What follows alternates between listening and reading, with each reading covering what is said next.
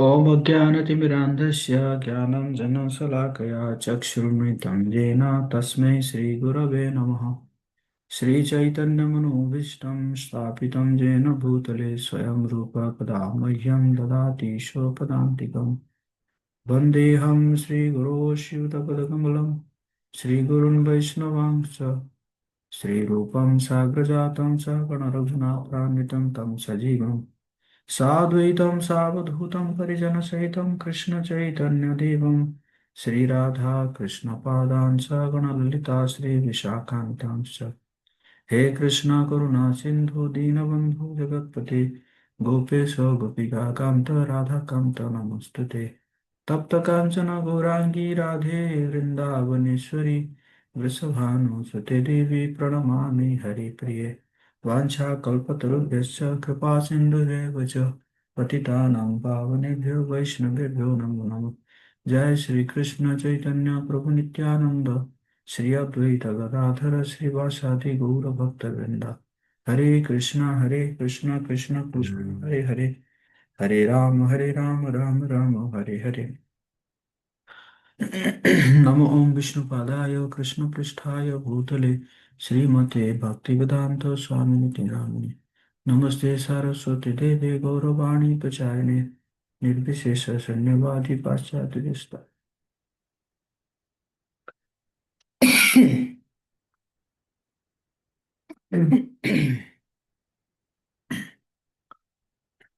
नारायणं नमस्कृत्य नरो चैव नरोत्तमं देवीं सरस्वतीं व्यासं ततो जयमुदीरये नष्टप्रायेषु भद्रेषु नित्यं भागवत सेवया भगवति उत्तमश्लोके भक्तिः भवति नैष्टिके। ॐ नमो भगवते वासुदेवाय।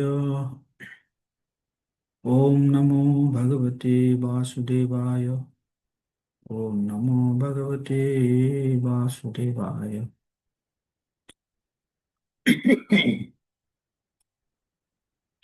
हरे कृष्णा सभी भक्तों का हार्दिक स्वागत है। तो श्रीमद् भागवतम का चौथा स्कंद 29 अध्याय और 42 नंबर श्लोक से हम आज पाठ करेंगे। पहले हम 41 नंबर श्लोक तक चर्चा किए थे।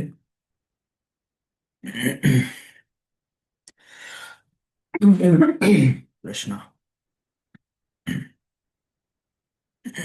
तो आप मेरे पीछे दोहरा सकते हैं।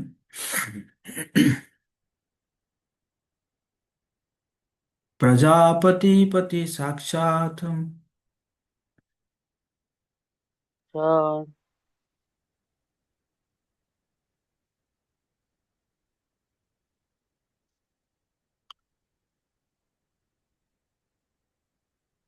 भगवान गिरीशो मनु भगवान गिरिशो मनु। दक्षादय प्रजाध्यक्षा दक्षादया प्रजा दक्ष। नैष्टिकः सनकादयः नैष्टिका संकादया। मरीचिरत्र्यङ्ग्रेषु मरीचया त्रंगेषु। पुलस्त्य पुलः क्रतुः पुलस्त्य पुलस्त्य। भृगु वसिष्ठ इत्येते भृगु वसिष्ठ इत्येते। मदन्ता ब्रह्मवादिनः मदन्ता ब्रह्मवादिनः। अद्यापि वाचस्पतयस्त तत्रापि वाचस्ततस्त। पौविद्या समाधिभिः ओ विद्या समाधिभिः। पश्यन्तोऽपि न पश्यन्ति पश्यन्तोऽपि न पश्यन्ते। पश्यन्तं परमेश्वरम्। पश्यन्तं परमेश्वर।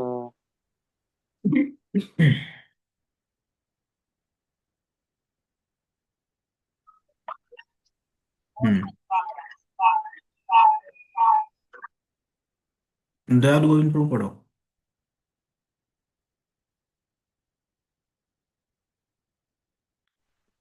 समस्त प्रजापति के पिता परम शक्तिशाली ब्रह्मा जी शिव, मनु, दक्ष तथा मानव मानव जाति के अन्य शासक, प्रथम कोटि के ब्रह्मचारी, सनक, सनातन इत्यादि चारों परम साधु, मरीचि, अत्रि, अंगिरा, कुलतस्य कुलः, क्रतु, भृगु तथा वरिष्ठ जैसे महर्षि तथा स्वयं मैं नारद, ये सभी महान ब्राह्मण हैं जो वैदिक साहित्य पर अधिकार पूर्वक बोल सकते हैं। हम सब तप, ध्यान तथा ज्ञान के कारण अत्यंत शक्तिशाली हैं, तो भी भगवान को साक्षात देखते हुए और अन्वेषण करते हुए भी हम उनके विषय में पूर्णतः नहीं जानते। तात्पर्य। हाँ, तात्पर्य, नृतत्व शास्त्रियों के भुक्खड़ द्राविड़ द्राविड़ वर्ण। सिद्धांत के अनुसार बुद्धिमान प्राणी 40,000 वर्ष पूर्व इस लोक पर प्रकट नहीं हुए थे, क्योंकि उस काल पर विकास की क्रिया वहां तक नहीं पहुंच पाई थी। किंतु पुराण तथा महाभारत जैसे वैदिक इतिहास ग्रंथ बताते हैं कि लाखों वर्ष पूर्व से मानव इतिहास प्रारंभ होती है। सृष्टि के प्रारंभ में ब्रह्मा नाद नामक अत्यंत बुद्धिमान व्यक्ति था, जिससे समस्त मनु, सनक तथा सनातन जैसे ब्रह्मचारी, शिव तथा नारद इत्यादि ऋषि उत्पन्न हुए। इन सभी पुरुषों के महान तपस्वियों और वे वैदिक साहित्य के अधिकारी बने। वेदों में मनुष्य तथा समस्त जीवों का पूर्ण ज्ञान निहित है। उपयुक्त सारे महापुरुष न केवल शक्तिमान हैं, भूत, भविष्य और वर्तमान के दृष्टा हैं, वरन उसी के साथ भक्त भी हैं। फिर भी इतने इतने ज्ञानी होने और भगवान विष्णु का साक्षात्कार करने पर भी वे भगवान विष्णु और एवं जीव के पारस्परिक संबंध को पूर्ण रूप से नहीं समझ पाते। इसका अभिप्राय यह है कि इन महापुरुषों का भी अनंत विषयक ज्ञान अत्यंत सीमित है। इससे यह निष्कर्ष निकलता है कि केवल ज्ञान में आगे बढ़ जाने से किसी को भगवान विषयक ज्ञान में दक्ष नहीं माना जा सकता। भगवान को उच्च ज्ञान से नहीं, अपितु सृष्टि शुद्ध भक्ति से समझा जा सकता है, जिसकी पुष्टि भगवत गीता 18.55 में हुई है। भक्त्या माम भक्त्या माम भी जनते यावन्तच्छति तत्वतः।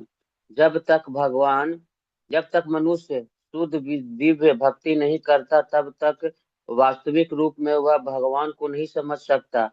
हर व्यक्ति को भगवान के विषय में कुछ न कुछ ज्ञान होता है। तथाकथित वैज्ञानिक तथा चिंतक ज्ञानी अपने ज्ञान के बल पर परमेश्वर को समझने में असमर्थ हैं। जब तक मनुष्य भक्ति के स्तर तक नहीं उतरता, तब तक ज्ञान पूर्ण नहीं होता। इसकी पुष्टि भागवतम के 10.14.21 होता है। यथापि दे यथापि ते देव पद पदाबुजम एवं ही जनादि तत्वम भगवन महिनो न चान्य एको अयम चिर विचिन्मन। ज्ञानी लोग हजारों वर्षों तक परमेश्वर के विषय में चिंतन करते करते रहते हैं, किंतु जब तक भगवान की कृपा नहीं होती, तब तक इसकी महिमा समझ नहीं आती। इस श्लोक में जिन ऋषियों का उल्लेख है, वे सब उस ब्रह्मलोक के निकटवर्ती लोकों में रहते हैं, जहाँ सनक, सनातन, सनंदन तथा सनक कुमार, इन चार ऋषियों सहित ब्रह्मा निवास करते हैं। ये ऋषि विभिन्न नक्षत्रों में रहते हैं, जैसे दक्षिणी नक्षत्र कहा जाता है, और वे ध्रुव तारा के चारों ओर हैं। ध्रुव तारा अथवा ध्रुव लोक इस ब्रह्मांड की खुट्टी केंद्र हैं, और सारे नक्षत्र जिसके चारों ओर घूमते हैं। जहां तक हम देख सकते हैं सभी नक्षत्र इस ब्रह्मांड के लोक हैं। पाश्चात्य सिद्धांत के अनुसार समस्त नक्षत्र गण विभिन्न सूर्य हैं, किंतु वैदिक जानकारी के अनुसार इस ब्रह्मांड में केवल एक ही सूर्य है। समस्त तथा कथित नक्षत्र विभिन्न लोक हैं। इस ब्रह्मांड के अतिरिक्त लाखों अन्य ब्रह्मांड हैं और इस इनमें इनमें से प्रत्येक में वैसे ही असंख्य नक्षत्र तथा लोक हैं। धन्यवाद जागरूक तुमको भी। तो इसमें हम देखते हैं कि नारद मुनि कह रहे हैं कि हालांकि जो है हम सब है, ब्रह्मा जी है, शिव है, हाँ, मनु, दक्ष, हम्म, और सनक सनातन, ये सब है, मरीचि, अत्रि, अंगिरा, पुलस्त, पुलह, क्रतु, भृगु, वशिष्ठ जैसे महर्षि, और मैं भी खुद, नारद मुनि कह रहे हैं मैं भी खुद, हम सभी महान ब्राह्मण हैं। लेकिन और वैदिक साहित्य पर अधिकांश बोल भी सकते हैं।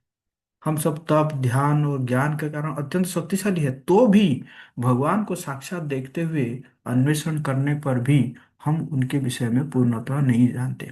मतलब कहने का मतलब है कि हम इतने शक, इतने शक्तिशाली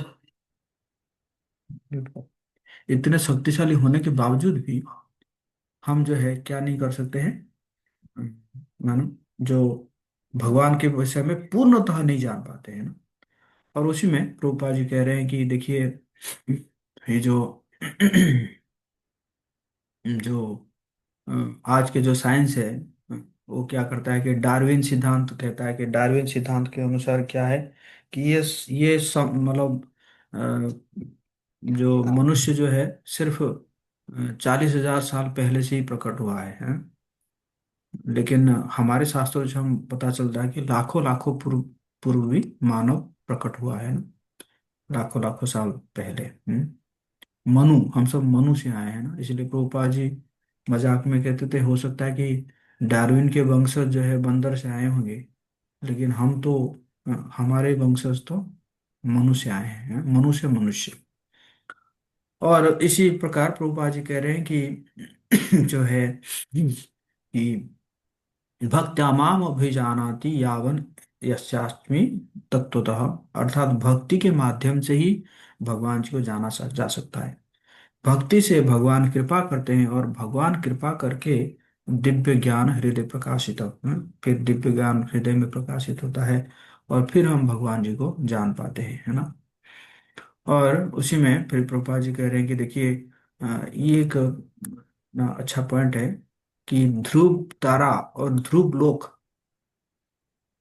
क्या है, इस ब्रह्मांड की खूंटी है, केंद्र है।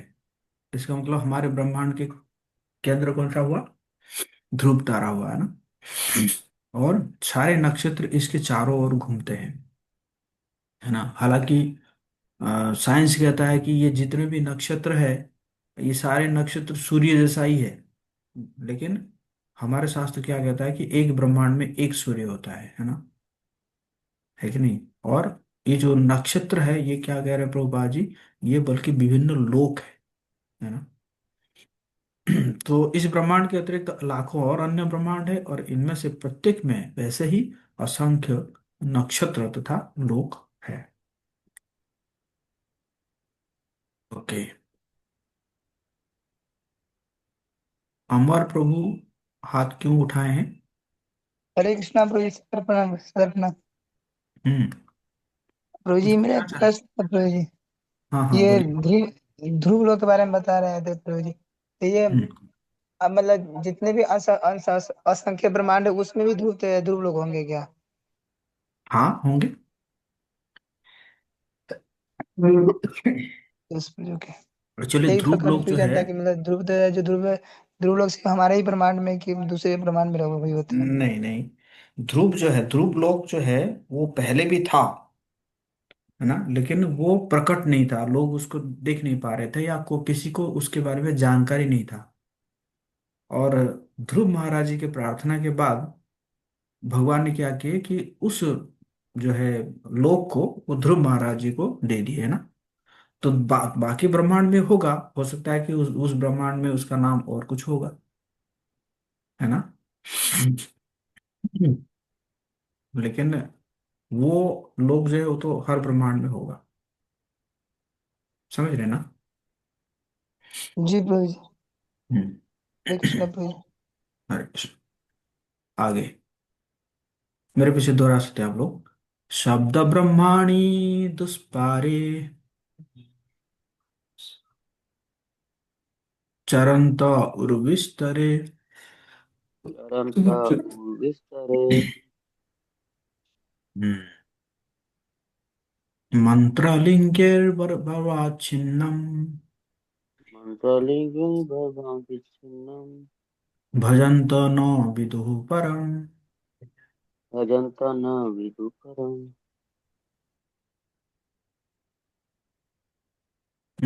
श्याम हरिदास, श्याम हरि प्रभु, विष्णु जी। पढ़ो। अनंत वैदिक ज्ञान के अनुशीलन तथा वैदिक मंत्रों के लक्षणों से विभिन्न देवताओं की पूजा के बावजूद देव पूजा से परम शक्तिशाली भगवान को समझने में कोई सहायता नहीं मिलती।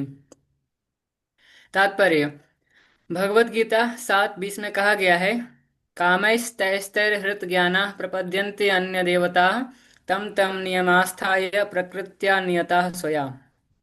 जिनके मन भौतिक इच्छाओं के द्वारा विकृत हो चुके हैं, वे देवताओं की शरण में जाते हैं और अपने अपने प्रकृति के अनुसार वे पूजा के विशिष्ट विधि विधानों का पालन करते हैं। अधिकांश लोग शक्ति प्राप्त करने के लिए देवताओं की पूजा करना चाहते हैं। प्रत्येक देवता की विशिष्ट शक्ति होती है। उदाहरणार्थ, स्वर्ग के राजा इंद्र में पृथ्वी के ऊपर वर्षा करने की शक्ति है, जिससे पृथ्वी पर प्रचुर वनस्पति उत्पन्न हो सके। इस देवता का वर्णन वेदों में इस प्रकार हुआ है: वज्र हस्तः पुरंदरः। इंद्र हाथ में वज्र धारण किए हुए जल पूर्ति पर शासन करता है। यह वज्र इंद्र द्वारा नियंत्रित है। इस प्रकार अन्य देवता अग्नि, वरुण, चंद्र, सूर्य विशिष्ट शक्तियों से युक्त हैं। वैदिक मंत्रों में इन समस्त देवताओं को प्रतीकात्मक आयुध द्वारा पूजा जाता है। इसलिए यहाँ पर कहा गया है, मंत्र लिंगैर्व्यवच्छिन्नम। ऐसी पूजा से कर्मियों को पशु, धन, सुंदर पत्नी, अनेक दास इत्यादि के रूप में ऐश्वर्य का वरदान प्राप्त होता है, किंतु ऐसे ऐश्वर्य से वह भगवान को नहीं जान पाता।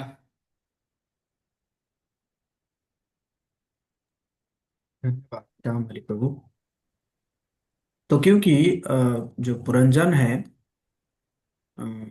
मतलब जो ये प्राचीन परिषद थे, तो वो देवताओं की पूजा में लगे हुए थे, और ऑलरेडी पुरंजन उपाख्यान नारद मुनि कह चुके हैं। अब वो देवताओं के बारे में कह रहे हैं कि आप जो देवताओं को पूजा कर रहे हैं, है ना, लेकिन ये देवताओं को पूजा करने से भगवान को समझने में कोई सहायता नहीं मिलेगी। तो उसी में फिर प्रभुपाद जी कोट कर रहे हैं कि भगवान कहते हैं कि लोग क्यों जाते हैं देवताओं के पास, क्योंकि भौतिक इच्छा की पूर्ति के लिए जाते हैं, है ना। और उदाहरण दे रहे हैं कि जैसे स्वर्ग के राजा इंद्र है। आप तो जानते हैं इंद्र जो है एक क्या है, पद है ना। अभी जो इंद्र है वो कौन है, वज्रहस्त पुरंदर। अभी जो इंद्र है उनका नाम है पुरंदर, है ना। तो कभी कभी भगवान भी खुद इंद्र बनते हैं, है ना। जब कोई ऐसा क्वालिफाइड पर्सन नहीं होता है इंद्र बनने के लिए, तो भगवान खुद भी इंद्र बन जाते हैं, है ना। कभी कभी भगवान जो है सूर्य लोक के वो भी बन जाते हैं, जैसे विवस्वान है ना, तो उसी प्रकार सूर्य लोक के भी बन जाते हैं। तो इसीलिए कभी मतलब जो लोग कहते हैं ना कि सूर्य नारायण का मतलब है कभी नारायण जो है वो सूर्य प्लानेट के भी हेड बने थे, है ना, अध्यक्ष बने थे। तो इसी प्रकार जो है अ, इंद्र के बारे में कह रहे हैं कि इंद्र जो है वो बारिश कराते हैं, उनके हस्त में वज्र ना वज्र धारण करते हैं, है ना। और है ना इसी प्रकार, और उससे क्या मिलता है, अ,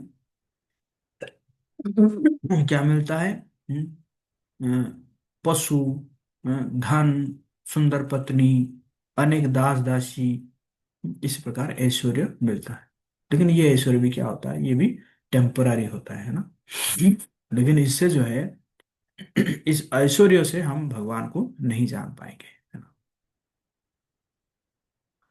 यदा यस्यानुगृह्णानि गृह्णाति यदा यस्यानुगृह्णाति भगवान् आत्मभावितः भगवान् आत्मभावितः स जहाति मतिं लोके स जहाति मतिं लोके वेदे च परिनिष्ठितम्। वेदे च परिनिष्ठितम्। हम्म। रमन रति प्रभु। हरे कृष्णा प्रभु जी। हम्म। जब मनुष्य पूर्णतः भक्ति में लगा रहता है तो अहेतु की कृपा प्रदर्शित करने वाले भगवान उस पर कृपा करते हैं। ऐसे अवसर पर जागृत भक्त सारे भौतिक कार्यों तथा वेदों में वर्णित अनुष्ठान को त्याग देता है। तात्पर्य, पिछले श्लोक में बताया गया है कि ज्ञानी लोग भगवान को जान पाने में असमर्थ रहते हैं। उसी प्रकार इस श्लोक में इंगित किया गया है कि जो लोग वैदिक अनुष्ठान तथा सकाम कर्मों का पालन करते हैं वे भी भगवान का दर्शन करने में असमर्थ रहते हैं। दोनों श्लोकों में कर्मियों तथा ज्ञानियों को भगवान को समझने के लिए अयोग्य बताया गया है। जैसा कि श्रील रूप गोस्वामी ने वर्णन किया है, जब मनुष्य ज्ञान तथा कर्म से परिरूपेण पूर्ण रूपेण मुक्त हो जाता है तो वह भौतिक इच्छाओं से दूषित हुए बिना शुद्ध भक्ति में लग सकता है। अन्याभिलाषिता शून्यम ज्ञान कर्माद्यनावृतम। आत्म भावितः शब्द अत्यंत सार्थक है, जो यह बताता है कि यदि मनुष्य निरंतर भगवान का चिंतन करता है तो वे उसके मन में जागते हैं। शुद्ध भक्त निरंतर भगवान के चरण कमलों का चिंतन करता रहता है। सवे मन कृष्ण पदार विंदयो। शुद्ध भक्त भगवान के विचारों में मग्न रहे बिना एक क्षण भी नहीं रह सकता। भगवत गीता में भगवान का यह निरंतर चिंतन सतत युक्ता नाम के रूप में वर्णित है। भजताम प्रति पूर्वकम, यह प्रेमा भक्ति है। क्योंकि भगवान भक्त के अंतःकरण से आदेश देता है, अतः भक्त सभी प्रकार के भौतिक कर्मों से बच जाता है। यहाँ तक कि वैदिक अनुष्ठान को भी भौतिक कर्म माना जाता है, क्योंकि ऐसे कार्यों से मनुष्य अन्य लोकों में जो देवताओं के वास स्थान है चला जाता है। भगवद गीता 9.25 में भगवान कृष्ण कहते हैं, यान्ति देव व्रता देवान पितृयांत्री पितृव्रता भूतानि यान्ति भूतेज्यो यान्ति मध्याजिनो अपि माम। जो लोग देवताओं की पूजा करते हैं वे देवताओं के बीच जन्म लेते हैं। जो भूत प्रेतों की पूजा करते हैं वे उनके बीच जन्म लेते हैं। जो अपने पूर्वजों को पूजते हैं वे पितरों के पास जाते हैं, और जो मेरी पूजा करते हैं वे मेरे पास रहते हैं। आत्मभावितः शब्द यह भी सूचित करता है कि भक्त सदैव बद्ध जीवों को छुटकारा दिलाने के लिए उपदेश देता रहता है। षड गोस्वामियों के विषय में कहा जाता है, नाना शास्त्र विचार नय कनिपुनौ सद्धर्म संस्थापकौ लोका नाम हितकारिणौ। भगवान का शुद्ध भक्त सदैव सोचता रहता है कि किस प्रकार पतित बद्ध जीवों का उद्धार किया जाए। भक्तों द्वारा पतित जीवों का उद्धार करने के प्रयास से प्रभावित होकर भगवान अपनी अहेतु की कृपावश अंतःकरण से ही सभी लोगों को प्रकाश देते हैं। यदि एक भक्त दूसरे से आशीर्वाद प्राप्त करता है तो वह कर्म कांड तथा ज्ञान कांड के कर्मों से मुक्त हो जाता है। जैसा कि ब्रह्म संहिताया में पुष्टि हुई है, वेदेषु दुर्लभम, श्री भगवान को कर्म कांड तथा ज्ञान कांड के द्वारा नहीं जाना जा सकता। अदुर्लभम आत्म भक्तो, भगवान केवल निष्ठावान भक्त द्वारा जाना जाता है। इस दृश्य जगत की उत्पत्ति भगवान द्वारा होती है और सारे जीव यहाँ पर सुख भोगने के लिए आए हैं। विभिन्न यम नियमों द्वारा वैदिक आदेशों के अनुसार उनका पथ प्रदर्शन होता है और बुद्धिमान मनुष्य इन आदेशों से लाभ उठाते हैं। इस प्रकार वे अविचल भाव से भौतिक जीवों का भोग करते हैं। यह वास्तव में मोह है और इस मोह से अपने आप निकल पाना कठिन है। सामान्य जन भौतिक कार्यों यानी कर्म कांड में लगे रहते हैं, और जब वे कुछ उन्नति कर लेते हैं तो वे वेद वर्णित अनुष्ठानों के प्रति आकृष्ट होते हैं। किंतु इन अनुष्ठानों से निराश होकर वे पुनः कर्मकांड की ओर बढ़ते हैं। इस प्रकार वे कर्मकांड तथा वैदिक अनुष्ठान इन दोनों का पालन करने वाले बद्ध जीवन में फंस जाते हैं। ऐसे लोग गुरु तथा कृष्ण की कृपा से ही भक्ति बीज प्राप्त कर पाते हैं। इसकी पुष्टि चैतन्य चरितमृत में हुई है। गुरु कृष्ण प्रसाद पाए भक्ति लता बीज। जब मनुष्य भक्ति में लग जाता है तो कर्म कांड उसे नहीं खींच पाते। जब मनुष्य अनेक उपाधियों से घिरा रहता है तो वह भक्ति नहीं कर सकता। उसे ऐसे उपाधि वाले कार्यों से मुक्त, सर्वोपाधि विनिर्मुक्तम और शुद्ध होना पड़ता है, जिससे वह शुद्ध इंद्रियों से भगवान की सेवा कर सके।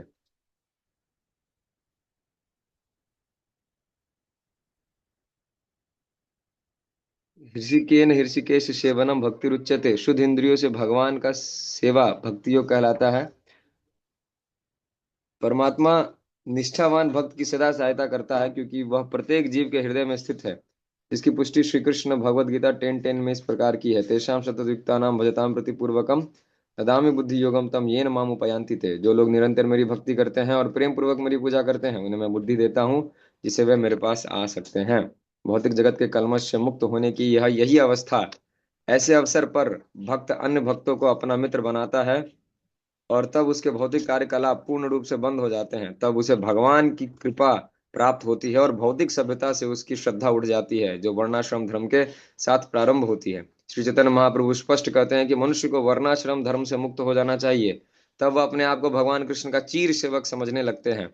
श्री चैतन्य महाप्रभु ने स्वयं यह स्थिति प्राप्त की थी। नाहम विप्रो न च नरापतिर नापि वैश्यो न शूद्रो नाहम वर्णी न च गृहपतिर नाहम वनस्थो यतिर्वा किंतु प्रोद्यन निखिल परमानंद पूर्ण अमृत बधेर गोपी भरत उपद कमलियो दास दास अनुदास। मैं ना तो ब्राह्मण क्षत्रिय वैश्य या शूद्र हूँ, ना ब्रह्मचारी गृहस्थ वानप्रस्थ या सन्यासी हूँ। मैं क्या हूँ? मैं भगवान कृष्ण के दास का चीर दास हूँ। शिष्य परंपरा से मनुष्य इस निष्कर्ष को प्राप्त कर सकता है, जो दिव्य पद की परम सिद्धि है। हरे कृष्ण। थैंक यू रमन प्रभु।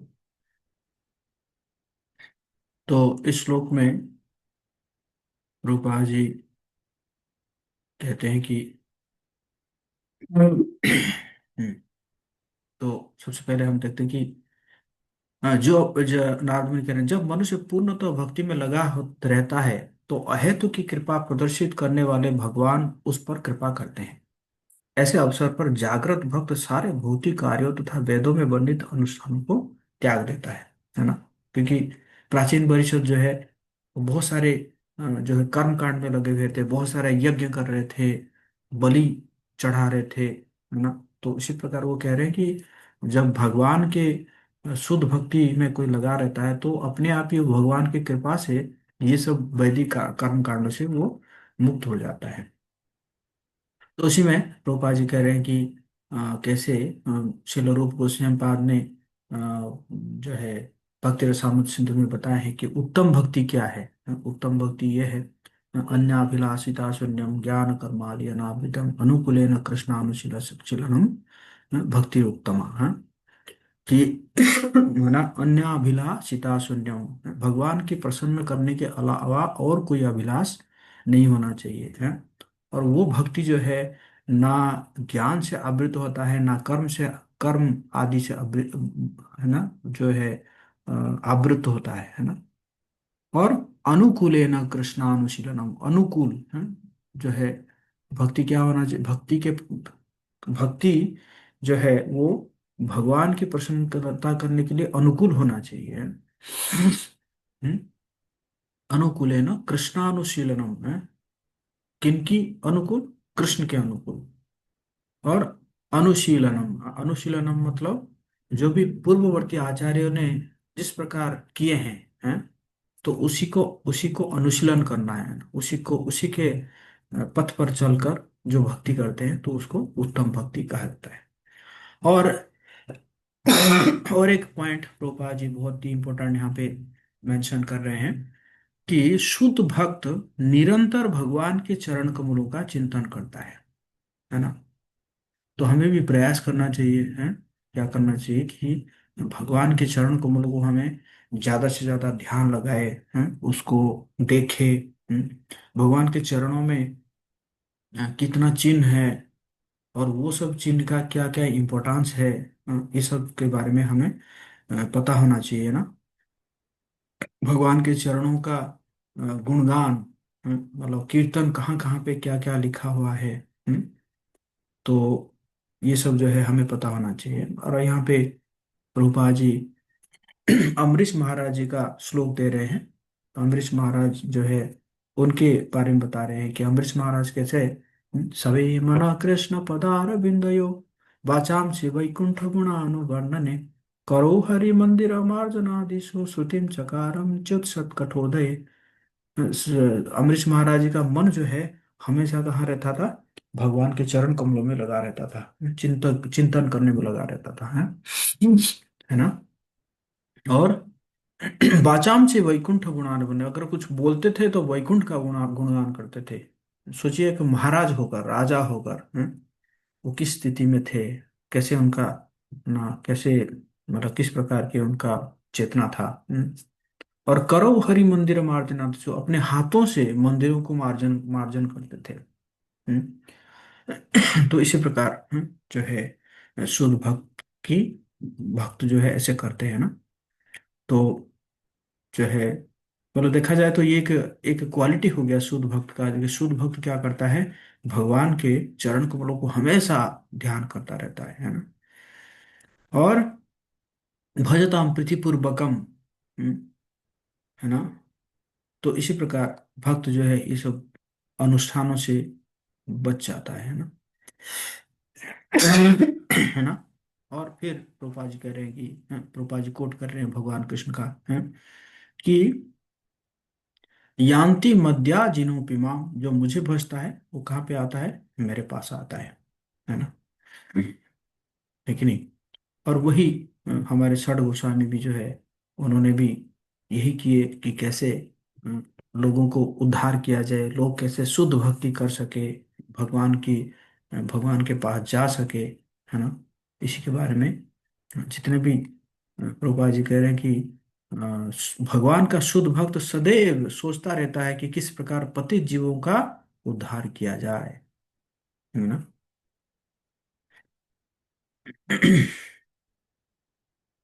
है कि नहीं।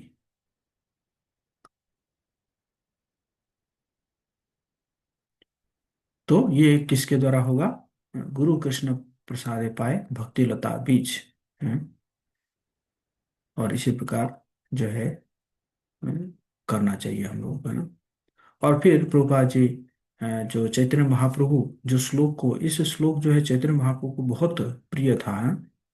और मतलब जो रथ के सामने जगन्नाथ जी के सामने ये श्लोक भी महाप्रभु उच्चारण करते थे, कि ना मैं तो ब्राह्मण हूँ, ना मैं क्षत्रिय हूँ, ना वैश्य हूँ, ना शूद्र हूँ, ना ब्रह्मचारी गृहस्थ वानप्रस्थ या सन्यासी हूँ। देखा जाए तो ये क्या है? ये सब मेटेरियल डेजिग्नेशन है ना, उपाधि है ये सब, है? ब्राह्मण, क्षत्रिय, वैश्य, शूद्र या ब्रह्मचारी, गृहस्थ, वानप्रस्थ, सन्यासी, ये सब क्या है? मेटेरियल डेजिग्नेशन है। हाँ, एक भगवान की सेवा करने के लिए हम एक जो है आश्रम में, आश्रम चुने हैं, है ना। जिस जिस जगह में हम अपने स्वभाव के अनुसार हम जो है भगवान की सेवा कर सकते हैं। लेकिन ये नहीं कि डिंडोरा पीटना कि मैं देखो मैं ब्रह्मचारी हूँ, मैं ब्रह्मचारी हूँ, मैं ब्रह्मचारी हूँ, है ना। तो वो एक्चुअली वो क्या है? वो एक मटेरियल डिजिग्नेशन है ना। वो सब मटेरियल डिजिग्नेशन से भी हमें ऊपर उठना चाहिए। हम क्या है? हम भगवान कृष्ण के दासों के दासों के दासों का चिरदास है ना। गोपी भर्त्यु पद कमलोर दास दासन दास। हम क्या है ना, एक मतलब भगवान से हमें हमेशा प्रार्थना करना चाहिए कि हम तो मतलब छोटा सा दास बन जाए, है ना, छोटा सा सर्वेंट बन जाए। है कि नहीं। ये ये क्या है? क्या है? परम सिद्धि है। यही परम सिद्धि है ना। है ना। कोई ऐसा नहीं कि गुरु बन जाएंगे तो सिद्धि सिद्धि प्राप्त हो जाएगा, या कोई प्रेसिडेंट बन जाएंगे, या जीबीसी बन जाएंगे, या ब्यूरो का चेयरमैन बन जाएंगे, है ना। या हम जो है ना, जो स्टेट का हेड बन गए, वही हमारी सिद्धि है। नहीं, ये सब नहीं है। ये सब क्या है? ये सब भौतिक उपाधि है। हाँ, ये सब हम ग्रहण करते हैं क्योंकि भगवान की हम सेवा कर सके, है ना। संस्था की हम अ, सेवा कर सके, प्रभुपाद जी की सेवा कर सके। लेकिन एक्चुअली हमारा पोजीशन क्या है? गोपी भर्तृ पद कमलोर दास दासान दास। है कि नहीं।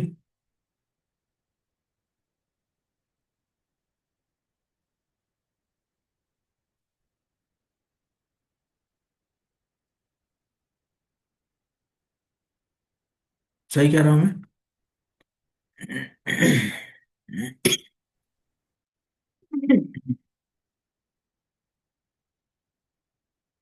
ये, आगे पढ़ते हैं। तस्मात् कर्मसु बहिष्मन् ऋष्वन् अज्ञानाम् अर्थकाशिषु अज्ञान अज्ञानार्थकाशिषु मार्थदृष्टिं कृथा श्रोत्रा मार्थदृष्टिं वृथा श्रुत्रा स्पर्शिषु अस्पृष्ट वस्तुषु स्पर्शिष्व स्पृष्टवस्तुषु हम्म हम्म अजीत प्रभु। हरे कृष्ण प्रभु जी। हे राजा वशिष्ठमान, तुम्हें अज्ञानवश कभी भी वैदिक अनुष्ठानों या सकाम कर्मों को अपनाना नहीं चाहिए, भले ही वे करवा करना प्रिय क्यों न हो अथवा आत्म सिद्धि के लक्ष्य प्रतीत होते हो। तुम्हें चाहिए कि इन्हें कभी भी जीवन का चरम लक्ष्य न समझो। भगवत गीता में कहा गया है, यम मीमा यामिमा पुष्पात। पुष्पितां वाचं प्रपद्यन्त्यविपश्चितः वेदवादरतः पार्थ नान्यदस्तीति वादिनः कामात्मनः स्वर्गपरा जन्मकर्म फलप्रदां क्रियाविशेषबहुलां भोगेश्वर्य गतिं प्रति। अल्प बुद्धि मनुष्य वेद के उन अलंकारिक वचनों में बहुत आसक्त रहते हैं जिसमें स्वर्ग, उच्च कुल, अधिकार इत्यादि देने वाले नाना प्रकार के सकाम कर्मों का विद्यमान है। भोग और ऐश्वर्य की अभिलाषा के कारण वे कहते हैं कि इससे श्रेष्ठ और कुछ नहीं है। समान रूप से लोग वैदिक अनुष्ठानों में बताए सकाम कर्मों के प्रति अत्यधिक आसक्त रहते हैं। राजा वहिष्मान की तरह बड़े बड़े यज्ञ संपन्न करके मनुष्य स्वर्ग लोक जाने की आकांक्षा करता है। श्री नारद मुनि राजा वहिष्मान को ऐसे सकाम कर्मों से विमुख करना चाह रहे थे, अतः अब वे प्रत्यक्ष उससे कह रहे हैं, तुम ऐसे क्षणिक लाभों में रुचि मत दिखलाओ। आधुनिक सभ्यता में लोग वैज्ञानिक विधियों से प्रकृति के साधनों का दोहन करना चाहते हैं। असल में इससे ही प्रगति समझा जाने लगा है, किंतु वास्तव में यह प्रगति नहीं है, केवल सुनने में सुखद लगती है। भले ही ऐसा कृत्रिम विधियों से हम प्रगति कर रहे हैं, किंतु हम अपने असली उद्देश्य को भूलते जा रहे हैं। इसीलिए भक्ति विनोद ठाकुर कहते हैं, जड़ विद्या यत मायारा भैभव तुम्हार भजने बाधा। भौतिक विधियां मात्र माया की चमक दमक है, क्योंकि इससे आध्यात्मिक प्रगति में बाधा पहुंचती है। इसे लोक में या अन्य लोकों में अनुभव किए जाने वाले जीवन के क्षणिक सुखों को मोह समझना चाहिए, क्योंकि वे जीवन के वास्तविक प्रयोजन का स्पर्श भी नहीं करते। जीवन का वास्तविक प्रयोजन तो भगवान के धाम वापस जाना है। जीवन के वास्तविक प्रयोजन से अनजान रहकर लोग या तो स्थूल भौतिक कार्यों या फिर अनुष्ठानों में प्रवृत्त होते हैं। यहाँ पर राजा वहिष्ठमान से अनुरोध किया गया है कि वह ऐसे कार्यों में लिप्त न हो। वेदों का कथन है कि जीवन का वास्तविक प्रयोजन यज्ञ करना है। भारतीय जन समुदाय का एक अंश, जिसे आर्य समाजी कहा जाता है, वेदों के इस यज्ञ संबंधी भाग पर अत्यधिक बल देता है, किंतु यह श्लोक इंगित करता है कि ऐसे यज्ञों को भ्रामक समझना चाहिए। वस्तुतः मानव जीवन का उद्देश्य ईश्वर साक्षात्कार या कृष्ण भक्ति होना चाहिए। निस्संदेह वैदिक अनुष्ठान अत्यंत चमकदार हैं और सुनने में मधुर लगते हैं, किंतु उनसे जीवन का उद्देश्य की पूर्ति नहीं होती। हम्म, धन्यवाद। तो कह रहे हैं कि ना आप जो है ये वैदिक अनुष्ठानों को अपनाओ, है ना, और ना इसको जीवन का चरम लक्ष्य बनाओ, है ना। और इसमें प्रभुपाद जी कह रहे हैं कि देखो आधुनिक सभ्यता में लोग वैज्ञानिक विधियों से प्रकृति के साधनों का दोहन करना चाहते हैं। हम्म, है ना? कैसे चाहते हैं कि कैसे, है ना, पहाड़ काट के जो है हमने इतना ऐसे फ्लाईओवर बना दिया। हम्म, या इतने बड़े पहाड़ के ऊपर देखो हमने जो है अपार्टमेंट बना लिया। हम्म, या समुंदर के अंदर जो है हमने ब्रिज बना लिया।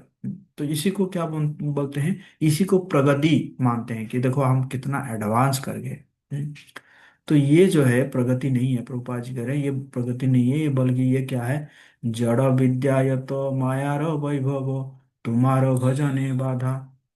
भौतिकवादी विद्या मात्र माया का की चमक धमक है, क्योंकि इससे आध्यात्मिक प्रगति में बल्कि बाधा पहुंचती है। है ना? तो ये एक्चुअली जीवन का लक्ष्य नहीं है। है कि नहीं? तो इसी प्रकार मानव जीवन का उद्देश्य क्या है, ईश्वर साक्षात्कार या कृष्ण भक्ति होना चाहिए। हम्म, तो ये वैदिक अनुष्ठान जो है वो चमकदार है, सुनने में मधुर लगते हैं, किंतु उनसे जीवन के उद्देश्य पूर्ति नहीं होती, है ना? आप देखेंगे गांव वगैरह में, है ना, जब अ, ये होता है ना, हवन वगैरह होता है, यज्ञ वगैरह होता है, तो लोग बहुत भीड़ होता है वहां पे, है ना? है ना? क्यों? चमक धमक, है ना? चमक धमक, है ना? तो इसीलिए बहुत भीड़ लगता है ना। लेकिन क्या है, वो जीवन का लक्ष्य नहीं है। है कि नहीं? वो जीवन का लक्ष्य नहीं है। और आप अगर कहीं पे लेक्चर देने जाओगे, लेक्चर में भी अगर अगर कथा में जो है, आज पता चला कि कथा में आज रास लीला होने वाला है, वाह, फिर जो है लोग क्या करेंगे, भीड़ जमा लेंगे ना। लेकिन अगर आप जाके बैठ के दर्शन समझाने लगोगे, हम्म, तो वहां पे कहते हैं ये क्या है बाबा, बाबा का कथा जो नीरस है। बाबा की कथा में रस नहीं है कि नहीं? ये लोग जो है क्या है, चमक दमक, ये सब जो है इसके पीछे रहते हैं ना। हम्म।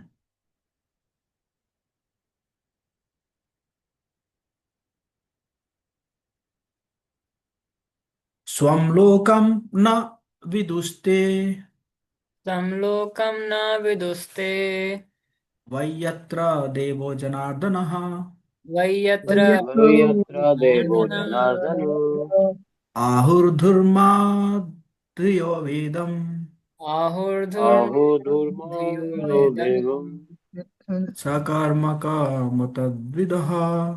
सकर्मकं कर्म तद्विदः। काम तद्विदम्। हम्म। अमर कुमार। हरे कृष्णा प्रभु जी सरपना। हम्म। अल्पज्ञानी मनुष्य अल्पज्ञानी मनुष्य वैदिक अनुष्ठान की कोई सब कुछ मान बैठता है। उन्हें ज्ञान नहीं है कि वेदों का प्रयोजन अपनी निज धाम घर को जानना है, जहाँ भगवान निवास करते हैं। अपना असली धाम में रुचि न रख के वह मोहग्रस्त होकर अन्य धाम की खोज करते हैं। तात्पर्य सामान्य तो लोग अपने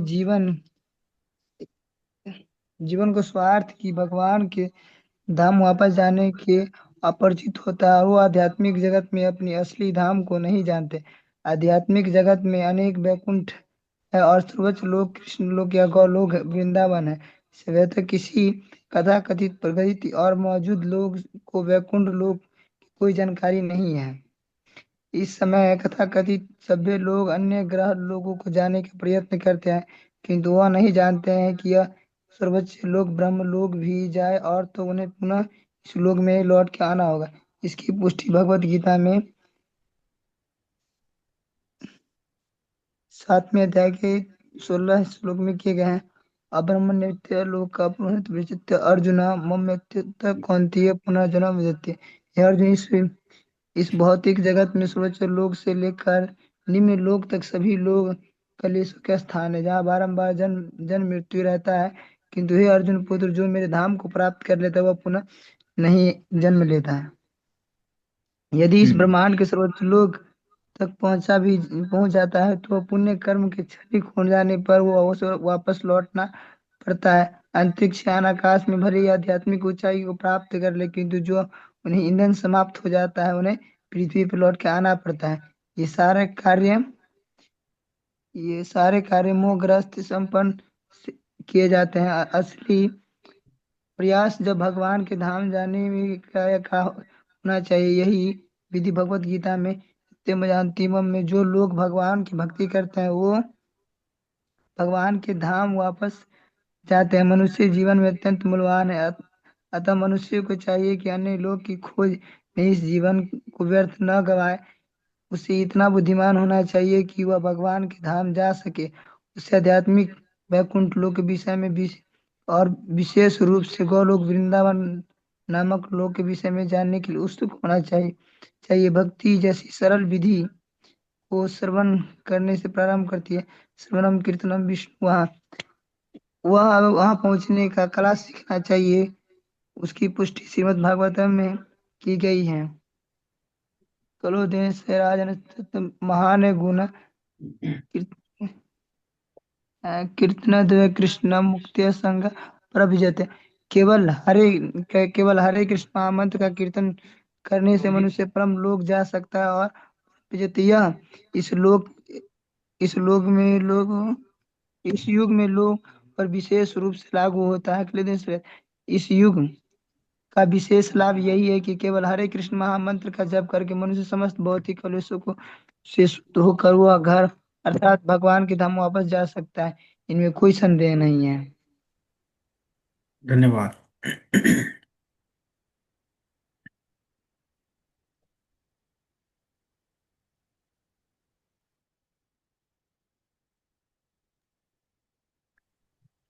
तो कह रहे कि अल्पज्ञानी मनुष्य वैदिक अनुष्ठानों को ही सब कुछ मान बैठते हैं ना।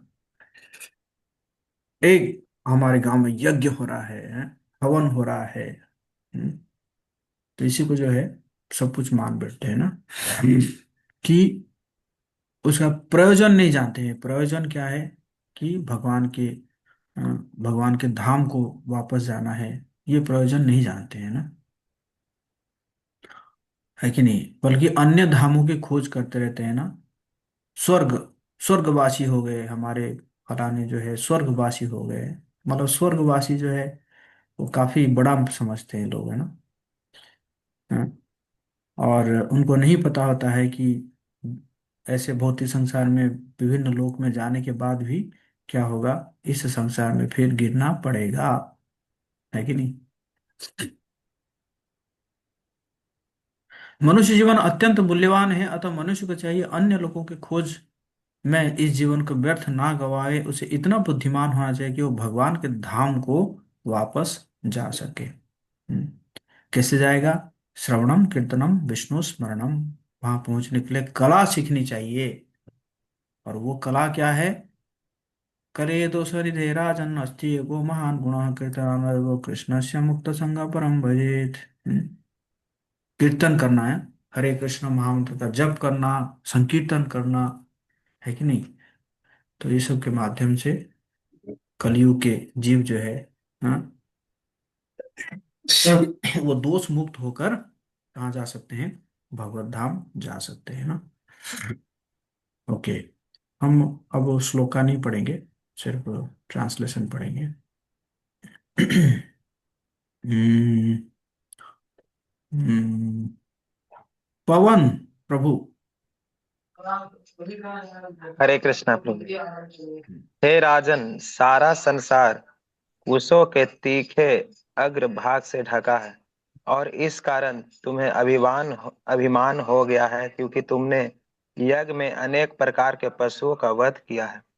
अपनी मूर्खतावश तुम्हें ये अज्ञात नहीं है कि भगवान को प्रसन्न करने का एक मात्र उपाय भक्ति है। तुम इस तथ्य को नहीं समझ सकते। तुम वो ही कार्य करना चाहिए जिससे भगवान प्रसन्न हो। हमारी शिक्षा ऐसी होनी चाहिए कि हम कृष्ण चेतना के स्तर तक ऊपर उठ सके। तात्पर्य शिला प्रभुपाद कीजिए। इस श्लोक में नारद मुनि राजा की प्रत्यक्ष भर्त्सना करते हैं, क्योंकि और वह प्रभु, ऐसे यज्ञ। जी ये प्रभु। पीछे कौन बात कर रहा है? हृदय चैतन्य। गेट लगाएंगे।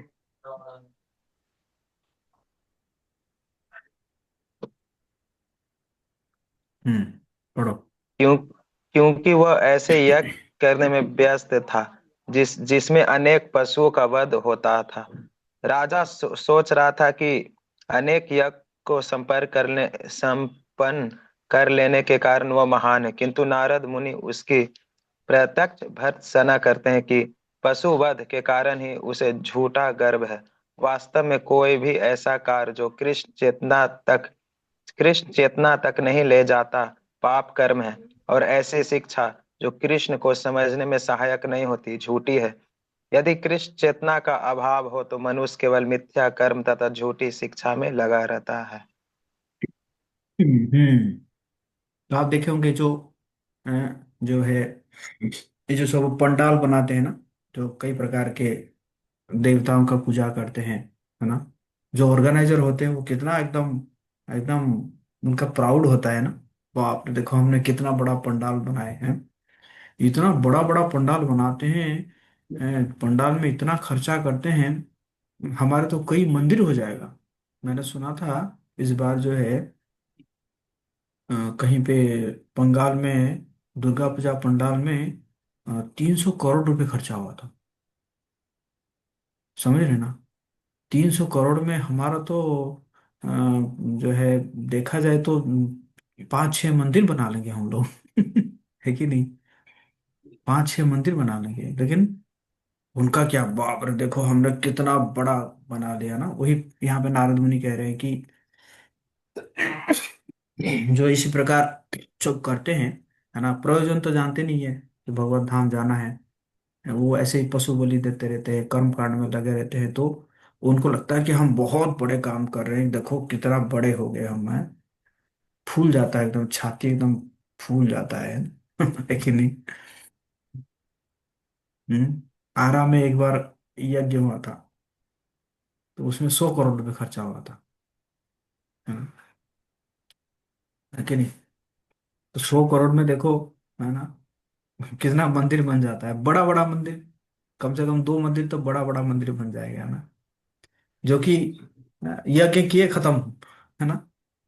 लेकिन मंदिर बनेगा तो कितने दिनों तक जो है, अ, हजारों साल तक जो है वो मंदिर अ, क्या करता रहेगा, लोगों को भगवान के प्रति जोड़ता रहेगा, है ना। तो वही है, यहाँ पे नारद मुनि कह रहे हैं कि ये क्या है, मूर्खता है ना, दिस इज फुलिशनेस, है कि नहीं? ओके, लास्ट श्लोक पढ़ेंगे कौन? अम, गोकुल रंजन प्रभु।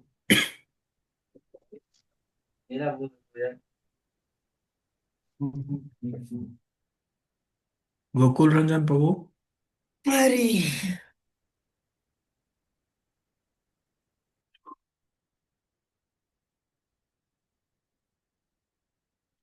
सोमनाथ। हरे कृष्ण प्रभु जी, सादर प्रणाम। अच्छा, गोकुल रंजन प्रभु पढ़ो। भगवान श्री हरि इस संसार के समस्त देहधारी जीवों के परमात्मा तथा प्रदर्शक है। वे प्रकृति के समस्त भौतिकार्यों के परम नियामक हैं। वे हमारे श्रेष्ठ सखा भी हैं। अतः प्रत्येक व्यक्ति को उनके चरण कमलों की शरण ग्रहण करनी चाहिए। ऐसा करने से जीव कल्याणमय हो जाएगा। तात्पर्य: भगवत गीता 18.61 में कहा गया है, ईश्वर सर्वभूतानां हृदयस्थ अर्जुन। निश्चित है अर्जुन। परमेश्वर हर एक के हृदय में स्थित है। जीवात्मा शरीर के भीतर है और परमात्मा भी वही है। वह अंतर्यामी तथा चेत गुरु कहलाता है, जैसा कि भगवान श्री कृष्ण भगवत गीता 15.15 में कहते हैं, वे हर एक वस्तु का नियंत्रण करते हैं। सर्वस्य चाहम हृदय सन्निविष्टो मता स्मृति सर्वज्ञाना महतोहनम च।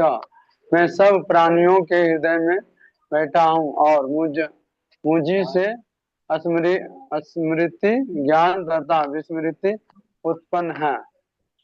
हर प्राणी हर प्राणी शरीर के भीतर स्थित परमात्मा द्वारा निर्देशित है। अतः अच्छा यही हो कि उनका आदेश ग्रहण करके सुखी रहा जाए। उनका आदेश प्राप्त करने के लिए भक्त होना आवश्यक है। इसकी पुष्टि भगवत गीता 10वां अध्याय श्लोक 10 में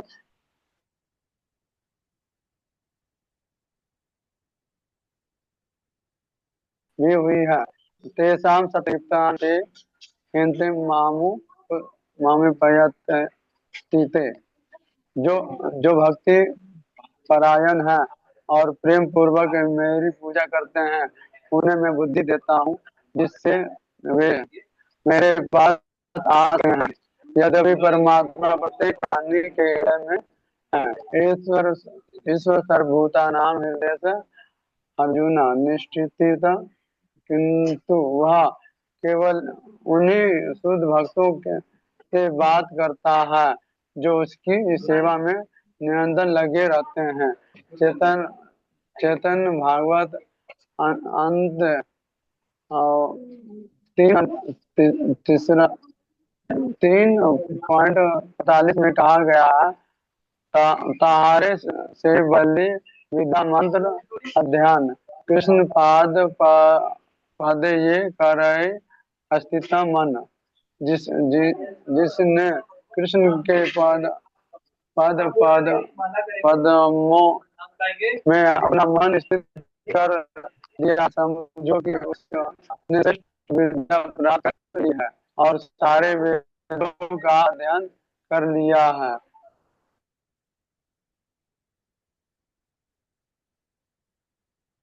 चेतन भागवत में अन्य उदाहरण भी अत्यंत उपयुक्त है।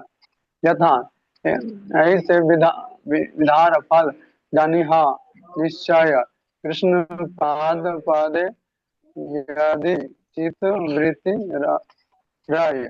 इच्छा का उत्तम फल है कि अपने मन को कृष्ण के चरण में लगाया जाए। आदि 13.178 दिग्विजय करीब विधाकार नय ईश्वरे भजिले सही विद्या सत कहे। भौतिक शिक्षा विद्या द्वारा संसार को जीत लेना वांछनीय नहीं है। यदि मनुष्य अपने को भक्ति में लगाता है तो उसकी शिक्षा सार्थक है। आदि 13.173 पदे केन लोग कृष्ण भक्ति जानी बारे से यदि न हिला तबे विधान की करे। शिक्षा का उद्देश्य श्री कृष्ण तथा उनकी भक्ति को समझना है। यदि कोई ऐसा नहीं करता है उसकी शिक्षा झूठी है। आदि 12.49 सहारे से बलि धर्म कर्म समाचार ईश्वर से प्रीति जन्मे सम्मत सवार।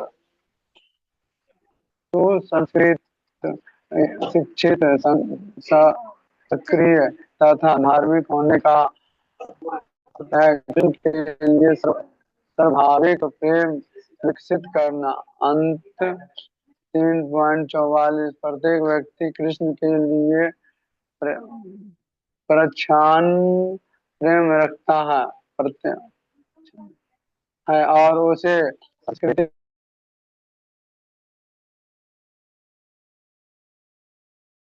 तथा शिक्षा द्वारा जागृत करना होता है। ये उद्देश्य है। एक बार भगवान चैतन्य ने श्री रामानंद राय से पूछा कि शिक्षा का श्रेष्ठ अंग क्या है, तो उन्होंने उत्तर दिया कि कृष्ण चेतना में प्रगति। हरे कृष्ण प्रभु शांत करना। धन्यवाद धन्यवाद। तो बहुत सुंदर यहाँ पे कई सारे प्यार प्रभुपाद जी कोट कर रहे हैं। कि जैसे कहारे से बलि विद्या मंत्र अध्ययन कृष्ण पाद पद्मे ये कर स्थिर मन। जिसने कृष्ण के पाद पद्मों में अपना मन स्थिर कर दिया है, समझो कि उसने श्रेष्ठ विद्या प्राप्त कर ली और सारे वेदों का अध्ययन कर लिया है ना। हमारे गया के भक्त है, काफी भाग्यशाली है ना। बार बार विष्णुपाद के और चले जाते हैं ना, भगवान विष्णु का चरण का जो है दर्शन करके आते हैं। लेकिन उससे इम्पोर्टेंट क्या है कि कृष्ण पाद पद में ये कर स्थिर मन। हम्म, मन को स्थिर करना पड़ेगा, है ना। दर्शन तो हम करते हैं, लेकिन मन को स्थिर नहीं कर पाते हैं ना। तो कृष्ण के पाद पद्मों में अपना मन को स्थिर करना पड़ेगा।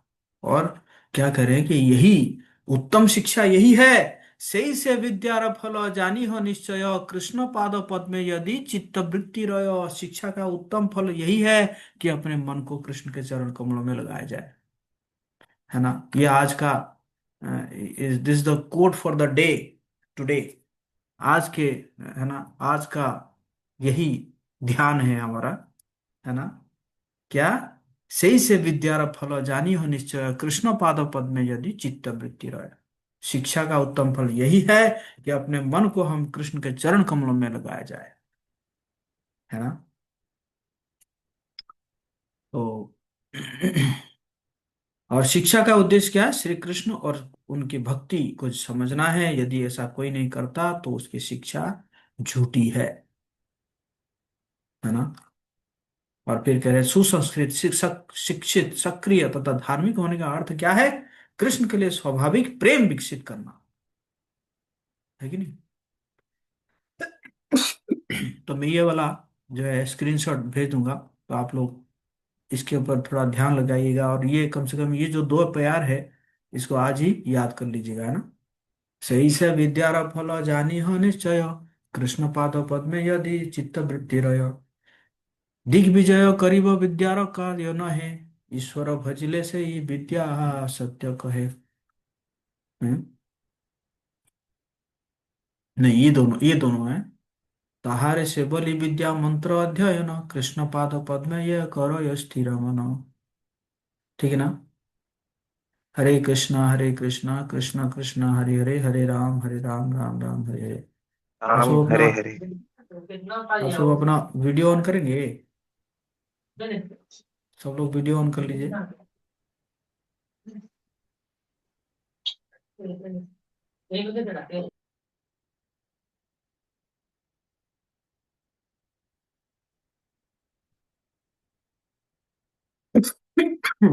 वीडियो ऑन करिए सब लोग।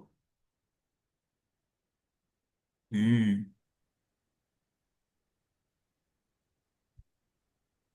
हम्म।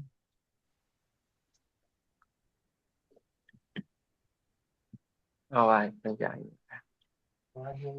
आवाज हटाइए ना ब्लूटूथ। क्या चल रहा है? आवाज नहीं।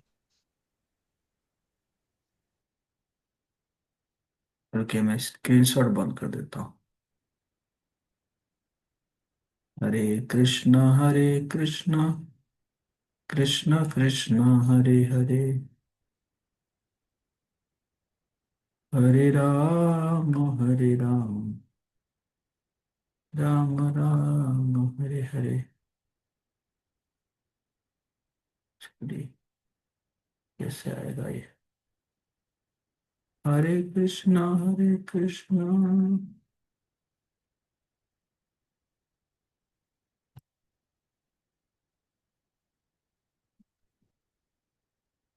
चलिए इसमें आएगा।